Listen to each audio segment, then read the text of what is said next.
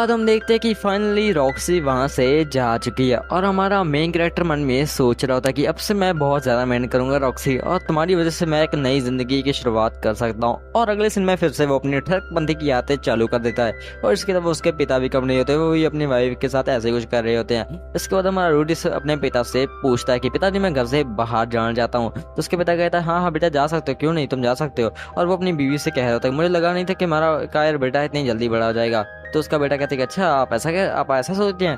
तो वो कहता है कि नहीं बेटा ऐसी कोई बात नहीं, मुझे बस तुम्हारी चिंता लगी रहती है क्योंकि तुम कभी कभी कुछ ज्यादा ही मैच्योर बातें कर देते हो।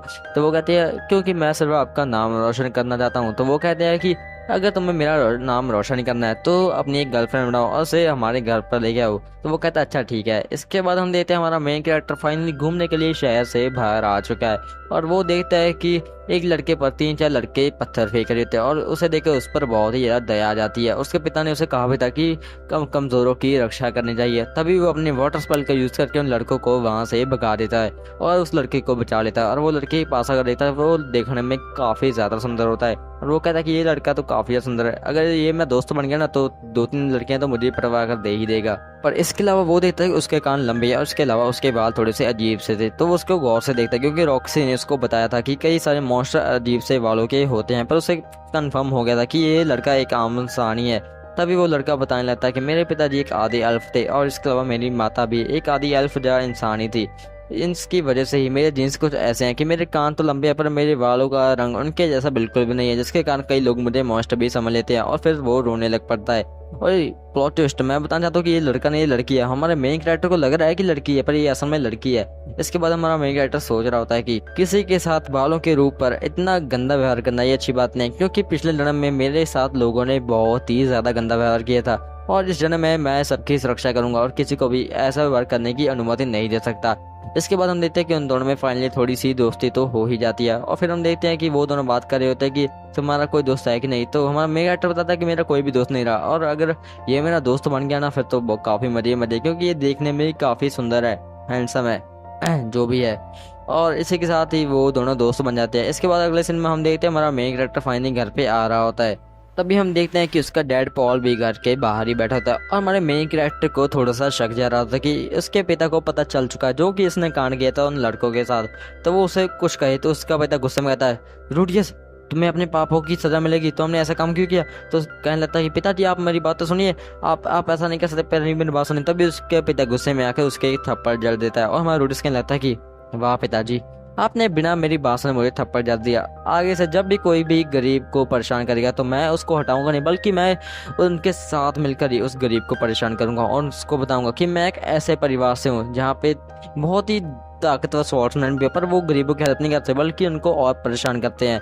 और मैं ऐसा ही करूंगा और सबको परेशान करता ही जाऊंगा। जिसे सुन के हमारे पॉल को बहुत ही ज्यादा गुस्सा था पर उसे बहुत ही ज्यादा दुख भी हो रहा था कि उसने बिना बात पे रूडियस के ऊपर हाथ उठा दिया। उसे बहुत ही शर्मिंदगी महसूस हो रही थी। इसके बाद हम देखते हैं रूडियस अपनी माता को सब बातें बताता है और हमारे पॉल को अभी भी बहुत ही बुरा लग रहा था कि उसने अपने बेटे के साथ ऐसा व्यवहार क्यों किया, जबकि वो अपने बेटे को बहुत ही चाहता है और उसे हमेशा सुरक्षा देना चाहता है, पर फिर भी उससे ये गलती क्यों हो गई। इसके बाद हम यहाँ देखते हैं हमारे रूडियस को जो कि एक मैदान में अपने प्रैक्टिस कर रहा होता है और वो मैं बता रहा होता है कि मैंने एक एक करके सभी गुंडों को हरा दिया जो भी मेरे दोस्त को परेशान करते थे, अब कोई भी उसे परेशान करने की हिम्मत भी नहीं रख सकता है। इसके अलावा अब मैं उससे हमेशा प्रोटेक्ट करूंगा और उसे बहुत ही ज्यादा गर्मी भी लग रही होती है। तभी हम देखते हैं उसके दोस्त सब वहां पर आ जाते हैं और वो कहते हैं कि रूडियस ये लो। तभी वो अपने जादू का यूज करके एक पत्थर ठंड का गोला सा बर्फ का गोला सा बना देती है, गोला नहीं क्या है ये क्रिस्टल बना देती है। और फिर हम देखते हैं कि हमारा रूडियस उसे आग और पानी का जादू दिखा रहा था जिसे देख के वो काफी इंप्रेस होती है और वो रूडियस से कहने लगता है कि तुम मुझे भी सिखा सकते हो। तो रूडियस भी उसे सिखाने की ट्राई करता है पर वो इतनी जल्दी सीखने का वाली थी। फिर हम देखते हैं थोड़े ही समय में वो भी ये जादू करने में सक्सेसफुल हो जाती है जिसे वो बिना मत्थर पड़े रूडियस की तरह ही जादू को कर सकती है। इसके बाद हम देखते हैं वहां पर काफी सारी बारिश भी आनी चालू हो जाती है। तब हम देखते हैं कि वो दोनों रूडियस के घर पर आ जाते हैं। फिर हम हमारे देखते हैं कि उसके नहाने के लिए पानी पहले से तैयार होता है और हमारा रूडियस लड़की को लेकर ऊपर चल जाता है। तो रूडियस उसे कहता है कि कपड़े उतारो। तो उसे पता नहीं था कि वो लड़की है, तो वो कहती है कि नहीं नहीं मैं नहीं उतार सकता।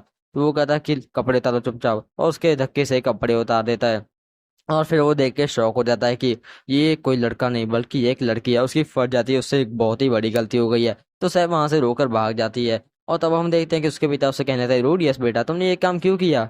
और वो अपने मन में सोच रहा था कि अब मुझे रूडी से थोड़ी सी आराम से बात करनी होगी, मैं पहली वाली गलती नहीं कर सकता। तो रूडी उससे कहना था, सॉरी पिताजी, मुझे पता नहीं था, मुझे लगा था कि वो एक लड़का, और इसके अलावा उसने मुझे बताया नहीं है कि वो लड़की है। तो वो कहता है, बेटा जो भी है, उसने तुम्हें मना किया था ना कपड़े उतारने के लिए। तो वो कहता है, सॉरी पिताजी। तो पॉल कहता है, सॉरी मुझे नहीं, तुम्हें साहब को बोलनी चाहिए। फिर हमारा रोडी साहब को सॉरी बोलता है और उसे कहता है कि सॉरी साहब, मुझे लगा था कि तुम एक लड़के हो। और ये सुन के सब और रोने लगती है। और हमारा पॉल सोच रहा था, कैसा गधा लड़का है यार। और इसी के साथ ये एपिसोड नंबर 3 यहीं पे ही खत्म हो जाता है।